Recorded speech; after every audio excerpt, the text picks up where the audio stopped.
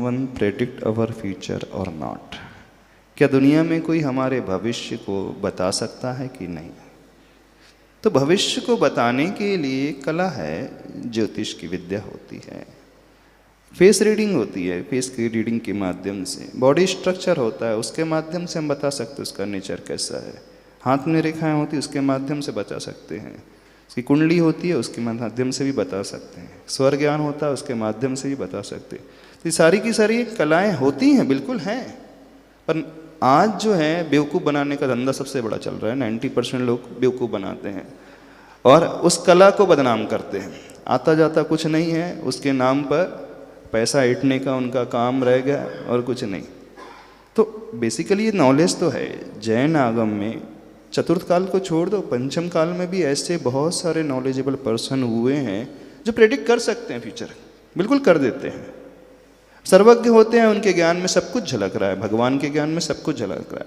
अवधि ज्ञानी मुनि महाराज होते हैं जो भविष्य को भी देख लेते, 1 भाव 2 भाव 3 भाव बाद भी देख लेते हैं। कुछ निमित्त ज्ञान के होते हैं, वो डायरेक्ट तो नहीं लेकिन इनडायरेक्ट शकुन आदि शास्त्र के अनुसार, कुछ लक्षण के अनुसार वो अनुमान लगा लेते हैं कि ऐसा होने वाला है। जब आचार्य भद्रबाहु स्वामी जी थे, उस समय जब वो आहार के लिए निकले तो एक बच्चा रो रहा था, जोर से कह रहा था लौट जाओ लौट जाओ, आवाज़ आ रही थी। तो उनको देख करके, उसकी आवाज़ को सुनकर उन्होंने अंदाज लगा दिया यहाँ पे नहीं रुकना चाहिए, 12 वर्ष का अकाल घोर पड़ेगा।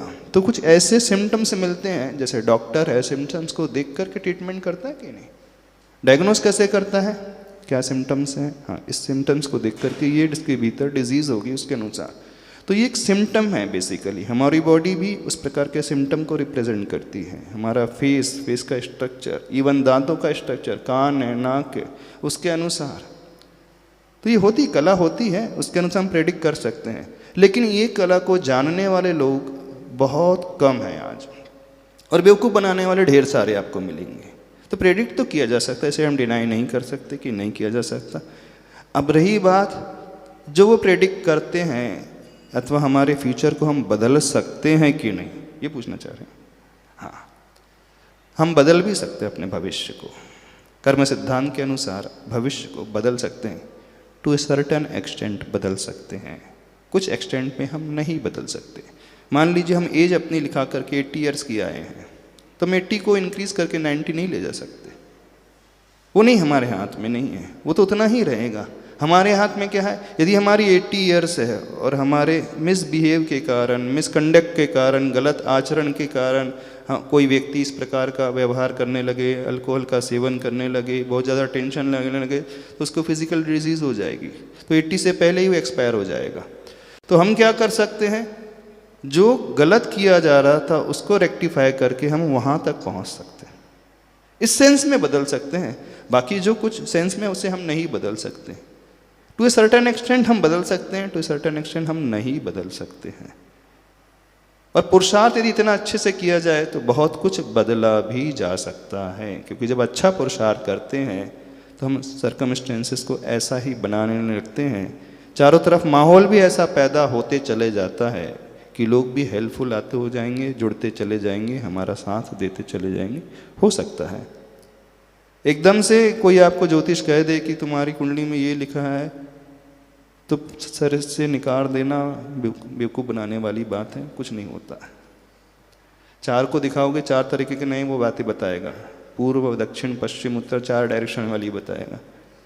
तो इसका मतलब है कहीं ना कहीं गड़बड़ है उनके ज्ञान में, यानी वो कला को पूरी तरह सीख नहीं पाए। लेकिन कुछ जेन्युइन होते हैं, ऐसा भी नहीं कि नहीं होते हैं, पर बहुत रेयरली ऐसे लोग मिलते हैं।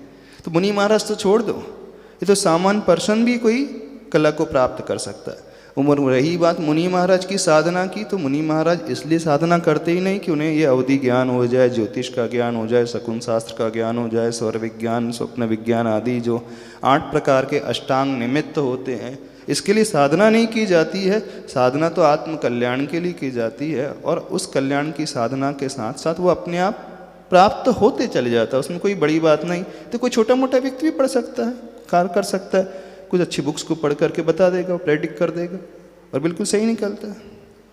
प्रेडिक्शन नहीं है, बेसिकली हमारा शरीर ही दिखाता है कि ये इस प्रकार का नेचर, उसके नाक नक्शे इस प्रकार के रहेंगे, जैसे नाक नक्शे हैं, उसका फेस है, उसका ललाट है, वही एक इंडिकेट कर देगा कि इस प्रकार के नेचर वाला होता है। यानी जैसा हमारा नेचर है उसी के अनुसार हमारी बॉडी भी होती है, और बॉडी के अनुसार हम अपने आप को ढालते भी चले जाते हैं। दोनों ही चीज़ें होती हैं। सर्टेन एक्सटेंट में हम चेंज भी कर सकते हैं, लेकिन एक एक्सटेंट में जाकर के हम उससे अपने फ्यूचर को नहीं भी बदल सकते हैं। इस हिसाब से उसे लेकर के चलना। पर यदि किसी की बात को सुनकर के आप डर जाते हो, भविष्य कैसा होगा, उसने कह दिया है, उसने कुंडली में ऐसा लिख दिया है, तो उस पर जल्दी से विश्वास नहीं करना है, क्योंकि आज की कुंडली ही ठीक नहीं बनती है। सब सीजरियन ऑपरेशन हो रहा है, तो कहाँ से कुंडली ठीक बनेगी? कुंडली तो तब ठीक होती है जब नॉर्मल डिलीवरी होती है। समझ रहे हो कि नहीं? तो पहले से सेट कर लेता है, इतने टाइम पे अच्छा मुहूर्त है तो इतने बजे ऑपरेशन कराना है, उसके अनुसार थोड़ी कुंडली मानी जाएगी। कुंडली तो तब मानी जाएगी जब नॉर्मली वो व्यक्ति यहाँ जन्म ले रहा है, उसके अनुसार होते हैं। तो बहुत सारे फैक्टर्स होते हैं, उन्हें देखा जाता है, उन फैक्टर के अनुसार डिसाइड किया जाता है। तो सारे फैक्टर को जब हम एनालाइज करेंगे उसके बाद निष्कर्ष निकलता है। ऐसा नहीं करना कि एक फैक्टर को देख करके हम कह दें कि ऐसा ही है वैसा ही है। समझ रहे हो कि नहीं?